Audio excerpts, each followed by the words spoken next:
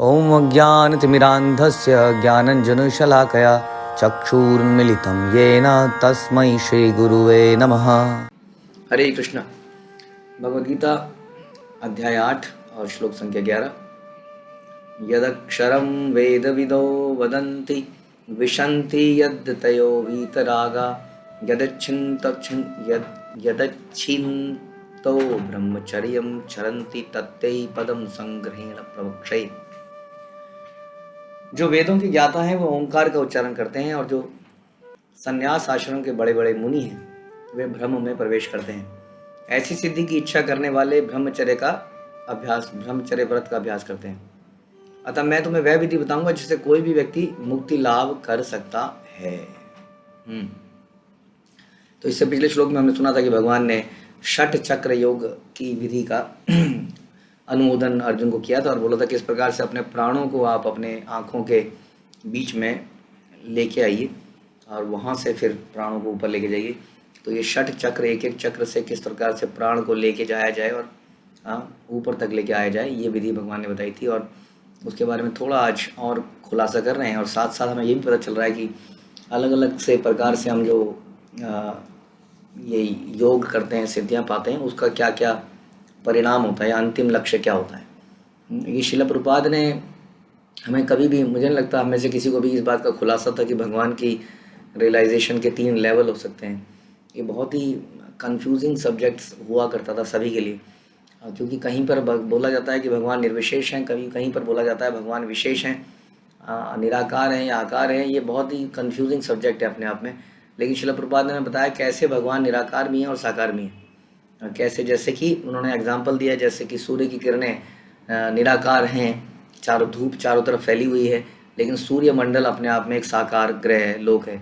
तो इस प्रकार से भगवान भी एक साकार साक्षात विशेष व्यक्ति हैं, बहुत he is all beautiful, but at the same time वो हर जगह ऑल इज ऑल परवेडिंग, वो हर जगह हर अणु में हर कण में व्याप्त हैं। इस प्रकार से वो निराकार है। तो हम जैसे जैसे लक्ष्य बनाते हैं उसी लक्ष्य को हम प्राप्त करते हैं। संसार में एक बहुत बड़ी जनसंख्या है जो कि भगवान के साकार रूप को या तो मानती नहीं है, जानती नहीं है। वो ब्रह्म ज्योति की इच्छा करते हैं, क्योंकि वो भी संसार में जन्म मृत्यु, बीमारियां, आध्यात्मिक क्लेश, बहुत सारे दुख इस जीवन में, उससे परेशान हो जाते हैं, फ्रस्ट्रेट हो जाते हैं। ज्ञानी होते हैं, ज्ञानी होने के कारण उन्हें समझ में आ जाता है कि ये जो दुख हैं वो शरीर के कारण हैं। जब तक ये शरीर है तब तक ये संसार के दुख रहेंगे। तो शरीर को त्याग कर वो लोग इस ब्रह्म ज्योति में जाना चाहते हैं। उन्हें लगता है कि यही ईश्वर है। ईश्वर मतलब एक दिव्य शक्ति, और एक दिव्य शक्ति का पुंज, ज्योति का पुंज, और उसी में चले जाना जीवन का साक्षात्कार है, अल्टीमेट पर्पस है। आप देखते हैं कई सारी मूवीज़ में, हम देखते हैं खासतौर पर पुरानी मूवीज़ में, किसी व्यक्ति को मरते हुए दिखाते हैं तो दिखाते हैं कि एक ज्योति निकली और एक बड़ी ज्योति में मिल गई। This is the kind of, जो कोई इस प्रकार के ब्रह्म ज्योति को मानने वाला व्यक्ति, अल्टीमेट ऑब्जेक्टिव मानने वाला व्यक्ति, वो अगर ऐसी चीज़ बनाता है तो वो यही दिखाता है। और ये चीज़ हम बड़ा पता नहीं समहाउ इस चीज़ को हम जल्दी एक्सेप्ट कर लेते हैं। भगवान के साकार रूप को मानने से ज़्यादा हम किसी ज्योति को मानना ज़्यादा एक्सेप्ट कर लेते हैं, क्योंकि ज्योति में हमें शक्ति दिखती है। तो उसी को रहते यहाँ बता रहे हैं कि वेदों के ज्ञाता जो हैं, जो ओंकार का उच्चारण करते हैं, तो सारे वेदों में भगवान कृष्ण बोलते हैं भगवद गीता में कि वेदों में जानने वाला मैं स्वयं हूँ। अहम एव वेद्यो, भगवान कहते हैं अहम एव वेद्यो, कि मुझे ही जानना है वेदों में। तो वेदों का निचोड़ क्या निकलना चाहिए? भगवान निकलना चाहिए। अब भगवान एक शब्द, एक जनरल वर्ड है जो कि 6 ऐश्वर्यों को धारण करने वाले व्यक्ति का द्योतक है, लेकिन ये भगवान का स्पेसिफिक संबोधन करने वाला नाम नहीं है। आप देखेंगे कि गोप और गोपियाँ कभी भी कृष्ण को भगवान कह के नहीं बुलाएंगी, क्योंकि भगवान उनकी मतलब एक फिर भी एक इनडायरेक्ट वर्ड है। It's not a complete direct word like Krishna. जब हम किसी को कृष्ण बोलते हैं, जैसे हम बोलते हैं कि हे मेरे बेटे, तो बेटा एक जेनरिक वर्ड है, लेकिन बेटे का अगर कोई नाम होता है तो वो स्पेसिफिक नेम है। तो इसलिए वेदों से जो लोग निचोड़ निकालते हैं वो ओंकार तक तो पहुंच जाते हैं। और कृष्ण भगवद गीता में कहते हैं कि मैं ओंकार हूँ। So Krishna is Omkar, but Omkar is not the direct name of Krishna. ये भगवान के प्राथमिक प्राइमरी नेम्स में, नामों में नहीं आता है। लेकिन ये भगवान का ही द्योतक है। इसलिए वेदों के ज्ञाता ओंकार का उच्चारण करते हैं, उन्हें लगता है ओंकार का उच्चारण करने से भगवान का साक्षात्कार हुआ। लेकिन जो भक्त हैं वो जानते हैं कि भगवान ओंकार से भी ऊपर हैं, वास्तव में साक्षात कृष्ण हैं। इसलिए वो उनके हरे कृष्ण मंत्र का जाप करके उनको संबोधित करते हैं। तो वेदों के ज्ञाता ओंकार तक पहुंच पाते हैं, ओंकार को उच्चारण करते हैं। और संन्यास आश्रम वाले बड़े बड़े मुनि ब्रह्म में प्रवेश करते हैं। तो इस प्रकार से आप कह सकते हैं कि कुछ लोग तो सर्वत्र व्याप्त परमात्मा को समझ पाते हैं। कुछ लोग ब्रह्म ज्योति को समझ पाते हैं। ये ईश्वर की अलग अलग रिप्रेजेंटेशन है। ये कंप्लीट रिप्रेजेंटेशन नहीं है, जैसा हमें श्रील प्रभुपाद ने समझाया कि ब्रह्म ज्योति के पीछे भगवान का पर्सनल बॉडी है। जैसे कि सूर्य की धूप के पीछे सूर्य लोक है जिसमें सूर्य देव है, उसी तरह से इस ब्रह्म ज्योति के पीछे भी भगवान साक्षात विराजमान है, जिनके शरीर की कांति को ही हम ब्रह्म ज्योति कहते हैं। तो ब्रह्म ज्योति क्या है, शक्ति क्या है, शक्ति का पुंज क्या है, ये नकली है क्या, नकली नहीं है। तो हम ये कभी नहीं कहते कि भगवान निराकार नहीं है। हम कहते हैं उस निराकार के पीछे एक साकार व्यक्ति है, निराकार उसकी शक्ति है। केवल निराकारी शक्ति को जानना कंप्लीट नॉलेज रियलाइजेशन नहीं है। इसलिए बड़े बड़े मुनि जो हैं वो केवल इस ब्रह्म तक पहुंच पाते हैं। ऐसी सिद्धि की इच्छा करने वाले ब्रह्मचर्य व्रत का अभ्यास करते हैं। इसको प्राप्त करना भी बड़ा मुश्किल काम है। ये मत सोचिएगा कि ये आसान काम है, बहुत मुश्किल काम है। श्रील प्रभुपाद अक्सर बोलते थे कि जो बहुत ही कम लोग हैं जो निर्विशेषवादी होकर ब्रह्म ज्योति तक पहुंच पाएंगे, बहुत ही रेयर होगा ऐसा, क्योंकि रास्ता बड़ा मुश्किल है और बड़ा कठिन है, बड़े कड़े नियम हैं। मनुष्य के लिए इन कड़े नियमों का पालन करना मुश्किल है। और भक्ति योग थोड़ा काइंड ऑफ एक ऐसा योग है जिसमें आनंद के साथ उसको परफॉर्म किया जाता है, तो ये आराम से हो जाता है। लेकिन ये जो व्रत इत्यादि रखते हैं निर्विशेष ब्रह्म को प्राप्त करने के लिए, ये तो तपस्याएं करते हैं, ये बहुत कठिन तपस्याएं हैं। हाँ, कितनी अजीब सी बात है कि सब तपस्या कठिन है लेकिन रिजल्ट अल्टीमेट रिजल्ट नहीं है। भक्ति योग सरल है, रिजल्ट अल्टीमेट है।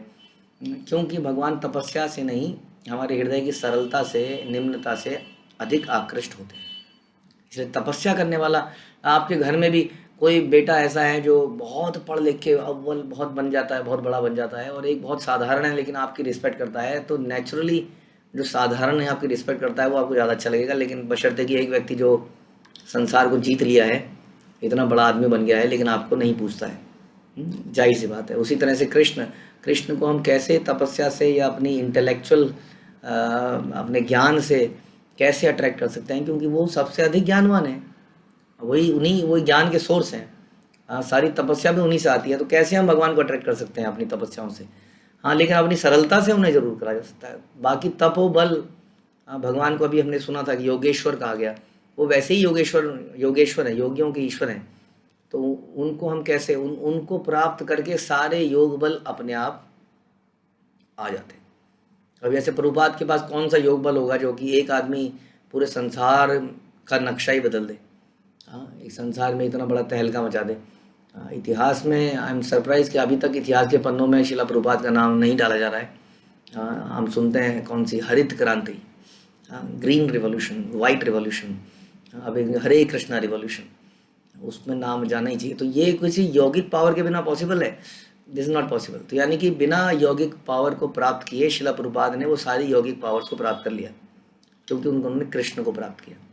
तो इसलिए यहाँ बता रहे हैं कि जो ज्ञानी है वो ओंकार तक पहुँच गया, जो बड़े बड़े तपस्वी हैं वो ब्रह्म में प्रवेश कर गया। और ब्रह्म में प्रवेश करने के लिए भी बता रहे हैं कि बड़ा मुश्किल है, ब्रह्मचर्य व्रत का अभ्यास करना पड़ता है। शिला प्रभुपाद बता रहे हैं कि यह प्रथा छात्रों के आध्यात्मिक जीवन के विकास के लिए बड़ी आवश्यक है। कौन सी प्रथा? ब्रह्मचर्य व्रत का पालन करना छात्रों के आध्यात्मिक विकास के लिए बहुत आवश्यक है वास्तव में। इसमें लीस्ट डिस्ट्रैक्शन है। आज की डेट में तो बहुत ही छोटी क्लास में बहुत कुछ हो जाता है, इसलिए आदमी का ध्यान कहीं और ही चला जाता है। लेकिन जब तक वो ज्ञान को प्राप्त कर रहा है, अपने आप को स्टेबल कर रहा है, तब तक उसको इन सब चीज़ों से दूर रहना चाहिए। ऐसा प्रथा थी, इसलिए राजा महाराजा के बच्चों को भी राजमहल से दूर भेज दिया जाता था, क्योंकि राजमहल में बहुत सारे ऐश्वर्य हैं, बहुत सारी चीज़ें होती हैं, पॉलिटिकल चीज़ें होती हैं, अफेयर होते हैं, मल्टीपल दासियों से पुत्र हो जाते हैं, क्या नहीं हो जाता है। इसलिए बच्चों को वहाँ से दूर आश्रमों में भेजा जाता था, जहाँ पे कोई फैसिलिटी नहीं है, कोई बढ़िया बेड नहीं है, कोई बढ़िया खाने के पदार्थ नहीं है। गुरु के आश्रम में गुरु की सेवा करते हुए, भिक्षा मांगते हुए ये राजघराने के बच्चे भी रहा करते थे और इस प्रकार वो आसानी से ब्रह्मचर्य व्रत का पालन करते थे, जो कि बड़ा आवश्यक है। किंतु इस समय में ऐसा ब्रह्मचर्य जीवन करना बड़ा मुश्किल हो गया है। It is almost impossible. और ख़ासतौर पे नैष्ठिक ब्रह्मचारी, मतलब नैष्ठिक ब्रह्मचारी वो होता है जो एक पर्टिकुलर एज आने के बाद भी ब्रह्मचारी रहता है, आजीवन ब्रह्मचारी रहने का प्रयास, वो तो बिल्कुल ही असंभव हो गया है। और उसके अलावा इवन 20-25 साल तक कोई ब्रह्मचारी रह जाए मन से तन से, it is a rare thing. तो विश्व का सामाजिक ढांचा इतना बदल चुका है, प्रभुपाद कह रहे हैं कि छात्र जीवन के प्रारंभ से ब्रह्मचर्य जीवन बिताना संभव रहा ही नहीं है।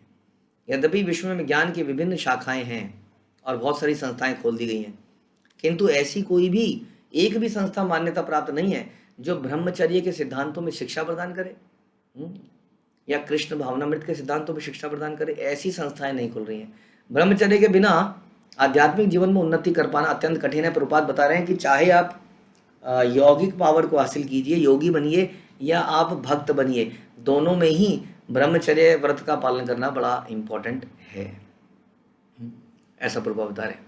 चाहे आप किसी भी, एक्चुअली ये एक ऐसी कॉमन चीज़ है जो हर प्रोसेस में है, ज्ञान योग, हठ योग, भक्ति योग, सभी के अंदर ये ब्रह्मचर्य व्रत के ऊपर बड़ा फोकस किया जाता है। अतः इस कलयुग के लिए शास्त्रों के आदेशानुसार भगवान चैतन्य ने एक घोषणा करी कि भगवान कृष्ण के पवित्र नाम, यानी कि हरे कृष्ण कृष्ण कृष्ण हरे हरे, हरे राम राम राम हरे हरे, इसके अतिरिक्त परमेश्वर के साक्षात्कार का कोई अन्य उपाय है ही नहीं।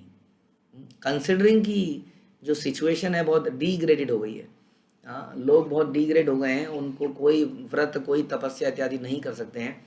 अब उनको पवित्र करने का कोई और तरीका बचा ही नहीं है। केवल हरे कृष्ण मंत्र एक ऐसा मंत्र है जिसमें कोई नियम कानून नहीं है, जो बिना किसी नियम के व्यक्ति को शुद्ध करता है। तो ये है अल्टीमेट विधि, जिसमें भगवान के ब्रह्म, उस दिव्य ज्योति के भी परे जो ईश्वर साक्षात है, उसका ज्ञान हो जाता है। तो ये बड़ी ऐसी सिचुएशन है कि कलयुग में क्योंकि सब कुछ मुश्किल होता जा रहा है, इसलिए भगवान को प्राप्त करने का रास्ता आसान बना दिया है। जैसे कई बार एग्जामिनेशन में पेपर बड़ा मुश्किल सेट हो जाता था, तो उसके मार्किंग सिस्टम को हल्का कर देते थे। इसी तरह से ये जो एनवायरनमेंट है बड़ा डिफिकल्ट हो चुका है यहाँ पर रहना, यहाँ पर ब्रह्मचर्य व्रत का पालन करना इत्यादि करना, इसलिए रास्ता बड़ा आसान चुना गया है।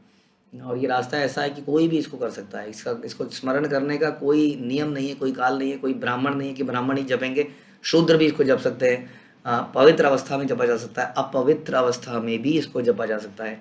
तो ये ऐसी विधि है जो सर्वोत्तम है, श्रील प्रभुपाद बता रहे हैं।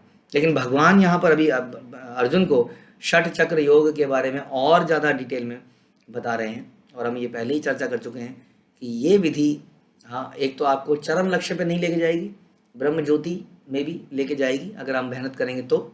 उसके लिए भी ब्रह्मचार्य व्रत इत्यादि का पालन करना पड़ेगा, और ये बहुत मुश्किल है इस युग के लिए। तो इस युग के लिए विधि एक ही है, वो है हरि नाम। हरे कृष्ण। श्रील प्रभुपाद की जय, भगवद गीता की जय।